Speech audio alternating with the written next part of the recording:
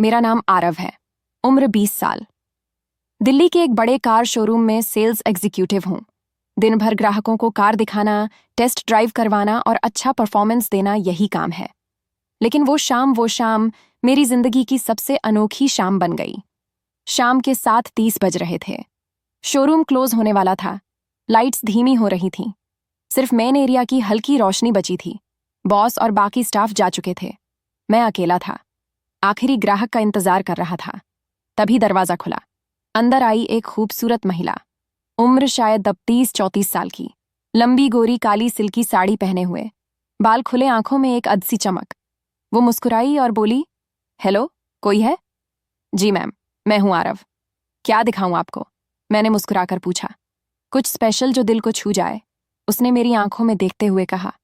मैंने उसे एक लग्जरी SUV BMW X5 की तरफ ले जाया। वो कार को बड़े प्यार से छू रही थी, जैसे कोई खास चीज हो। ये कितनी पावरफुल है? उसने पूछा। बहुत, एक बार अनुभव करोगी तो याद रह जाएगा, मैंने जवाब दिया। वो हंसी। तो चलो टेस्ट ड्राइव। मैं हैरान हुआ। अभी शोरूम तो क्लोज हो रहा है। तो क्या हुआ? तुम अकेले हो ना? मैं भी अकेली, उसने धीरे से कहा। या डर लग रहा है? डर नहीं, बल्कि एक अजीब सा रोमांच हो रहा था। मैंने कुंजी ली और कार की बैक सीट की तरफ इशारा किया। चलो अंदर बैठकर बात करते हैं। हम कार में बैठ गए। दरवाजा बंद किया। शोरूम अब लगभग अंधेरा था। बाहर से कोई दिखाई नहीं दे रहा था। उसने अपना पल्लू थोड़ा सरकाया और बोली, तुम्हें पता है, मैं यहाँ कार खरीदने नहीं आई। तो मैंने पूछा। दिल तेज धड़क रहा था। मैं एक ऐसे लड़के की तलाश में थी जो मेरे साथ कुछ अलग, कुछ रोमांचक, कुछ ऐसा करे जो सालों से नहीं हुआ। वो मेरे और करीब आई। उसकी सांस मेरे चेहरे पर लग रही थी, और तुम बिल्कुल वैसा लग रहे हो। मैं चुप रहा। उसने मेरा हाथ पकड़ा और अपनी कमर पर रख दिया। छुओ ना, मुझे महसूस कराओ कि मैं अभी भी जिंदा हूं। मैंने धीरे से छुआ। उसकी कमर नरम थी, लेकिन उसमें एक अजीब सा जादू था। वो सिसकारी और मेरे करीब आई। हमारी सांसें मिल गईं। फिर हमने एक दूसरे को किस किया। वो किस ऐसा था जैसे सालों की प्यास बुझ रही हो। हम कार की बैक सीट पर ही एक दूसरे के और करीब आ गए। उसने अपना ब्लाउज ढीला किया। मैंने उसके कंधों को छुआ, बालों में हाथ फेरा। वो मेरे बालों को सहला रही थी। हम दोनों एक दूसरे में खो गए। वो मेरे कान में फुसफुसाई, और पास आओ, मुझे और महसूस कराओ। हमने वह पल बहुत गहराई से जिया।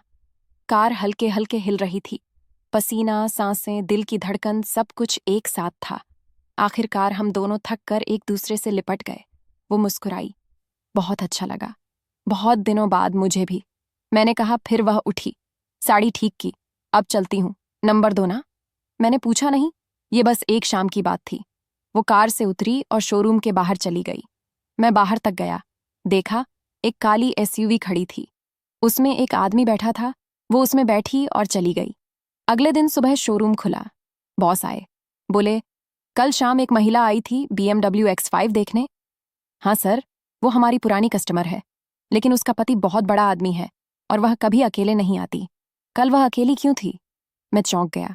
फिर बॉस ने फाइल दिखाई। उसका नाम नेहा शर्मा और उसका पति इस शोरूम का मालिक है।